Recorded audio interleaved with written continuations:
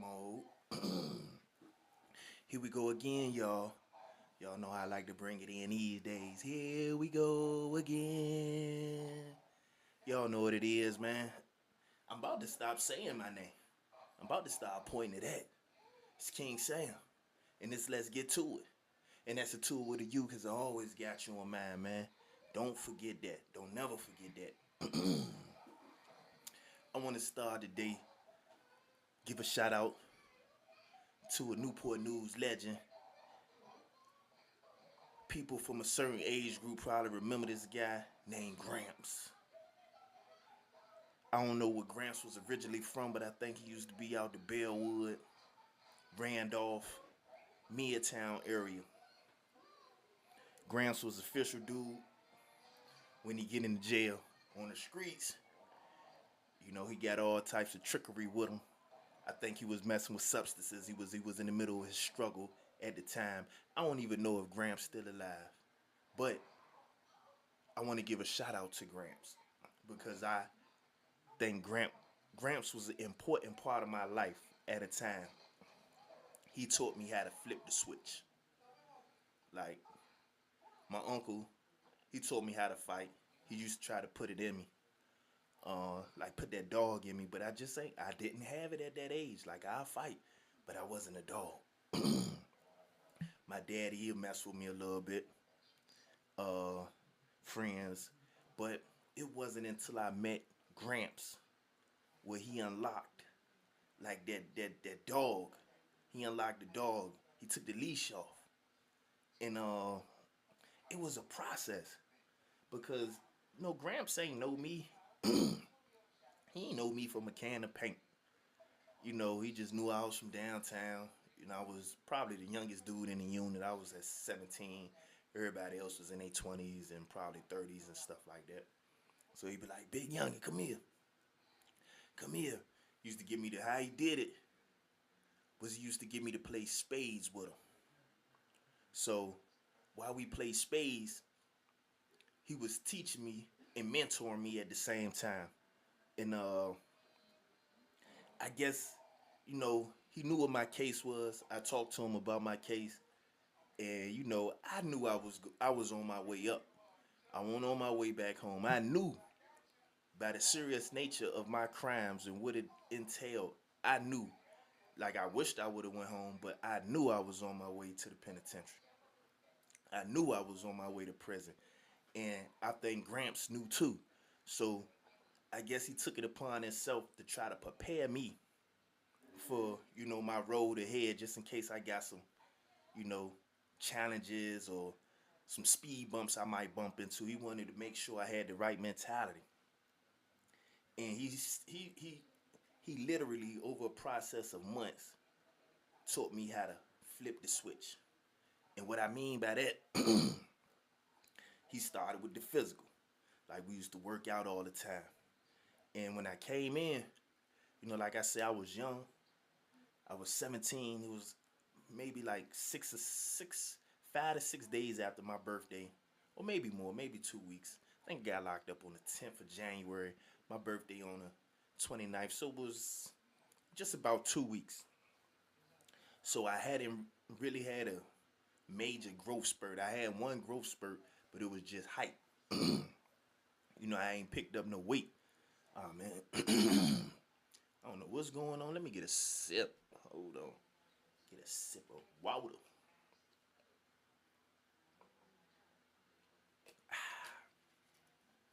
Put that back down. But yeah,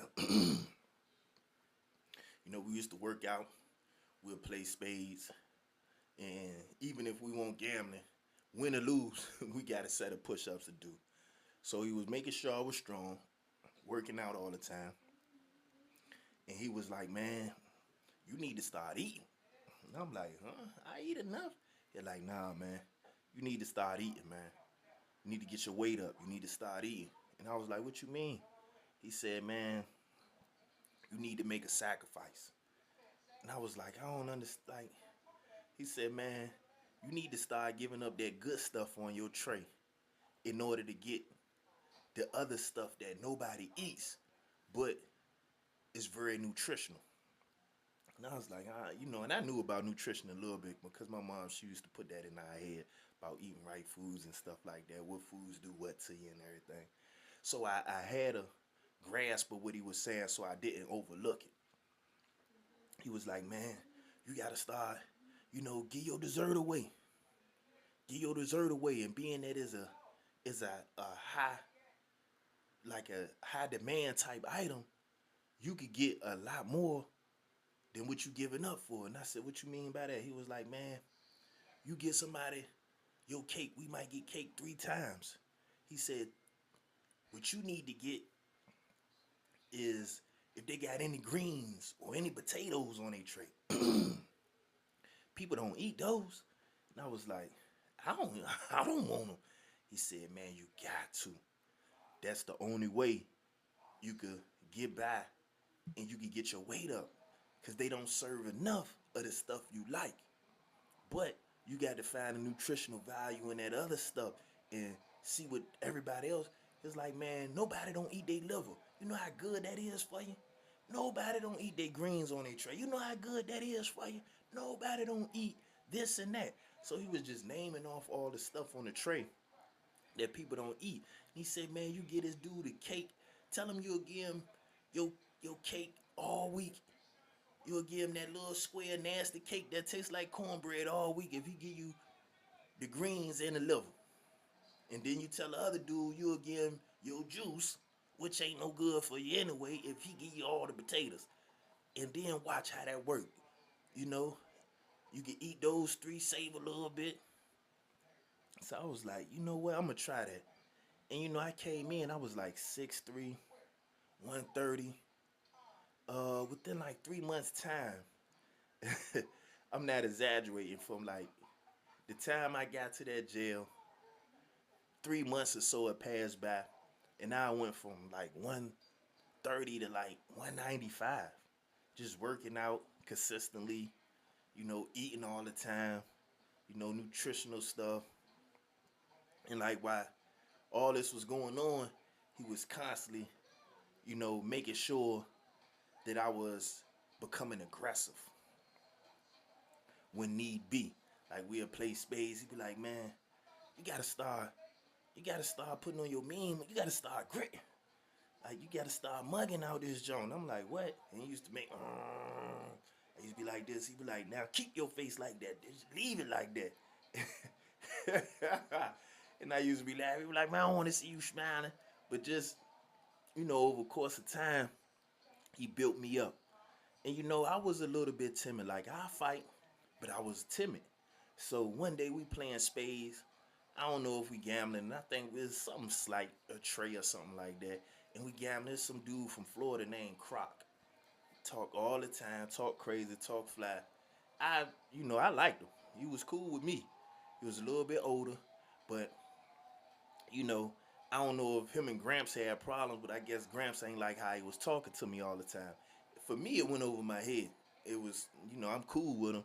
Long as, I know people from Florida talk different. They got some expletives that they add to their lingo that people from Virginia might not appreciate, but I kind of understood him, and I was cool with it. Like, it ain't rubbed me the wrong way. He was all right with me. So, we playing spades. He talking all crazy. They winning. So Gramps, I could see him. He getting frustrated and mad, but he don't want to say nothing because the dude ain't really talking. Croc talking to me. So he was like, youngin' man, you got to, at some point, you got to, you got to let it be known. You got to set boundaries out here. I was like, man, he pulled me to the side. He was like, man, don't let him talk to you like that no more. That's unacceptable. Tell him to stop. And if he don't stop, tell him, be prepared to throw hands. Be prepared to dance. And I was like, I looked at him, but I knew, he had my best interest in mind when he was saying this. So, I took it, I internalized it, and I said, man, he is talking kind of crazy. He looking real aggressive. So when he said something, I was like, man, chill out, man. He was like, what you talking about? Chill out. I said, look, man, if you keep talking like this, we might as well get the rumbling. So it's like, you ain't saying nothing. And then Gramps just looked at me, nodded. It was like, do what you do. So I was like, I squared up with him. Boom, boom, boom. I hit him 3 times. And being that, I'm young, I guess he ain't expect the speed, he ain't expect the power. He ain't know what was going. He ain't never tangled with me. He ain't never heard of like I connect with him and he was out on his feet. He was out on his feet and I smelt something. It smelled like he farted. And I was like, ooh wee, what's that smell? And then he kind of turned a little bit. And you could see this. He had a brown stain in his underwear. Gramps just went off. Gramps was like, "It's over. It's over. He beat the out of you. It's over. He beat poop out of you, man." And and Gramps was so proud because to that point, I let everything get by me. But in that moment, everything connected. I knew what he was talking about. Most of these skills I already had before coming in there, but I didn't have size and I didn't have that aggression. So I guess Gramps, I'm gonna give a shout out to Gramps. I'm gonna send that man his flowers and respect to him. And I know a lot of people know Gramps, and I'm quite sure I might have not been the only person that he kind of guided because I needed that. I needed that. I needed that aggression going to where I was going, Southampton, such as one. I needed that later on my travels. So I just wanted to give a shout out to him. And sometimes you got to be ready to flip that switch. Sometimes you got to be aggressive when it's called for. You ain't got to OD, you ain't got to overdo it. You can still have compassion, but sometimes you got to you got to shake. But off that on to the next one. Did y'all see Jaden Daniels? He done broke the man's shoulder, dislocated his shoulder, man.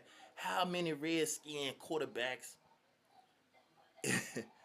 is the Washington? Well, I ain't gonna say Reds. How many Washington quarterbacks is they gonna do dirty like that? Like had them so exposed and getting hit so much. Like man, that offensive scheme is terrible. And it's like he just came, like he got injured twice. He coming back from his second injury. So this is his third injury. Like he got hurt again. And then, they was getting blowed 31-7 in the fourth quarter. Impossibility for them to come back. Impossible. Why they didn't sit that man down? Why they did they want him to get hurt? Because that's almost like a repeat of RG3. And this is y'all know this. Y'all know this, man. And if you look at that man, I think Jaden Daniels on a good day may weigh 180 pounds. If that. He looked like he about 175. He out there getting hit by big, gigantic linemen. Them dudes is weighing 350, benching 700 pounds, running a 4-3. Like, these is the Nephilim. He getting hit by Nephilim giants. Like, how long you want him to sit in there and get hit and repeatedly abused and battered till he got CTE, till he can't walk no more? Like, if the game over, go ahead and protect your investment. That's hey, but oh man, that was ugly. They should have been pulled that man out. Even the commentators were saying they should have pulled him out. And it's like, man, they know better, man.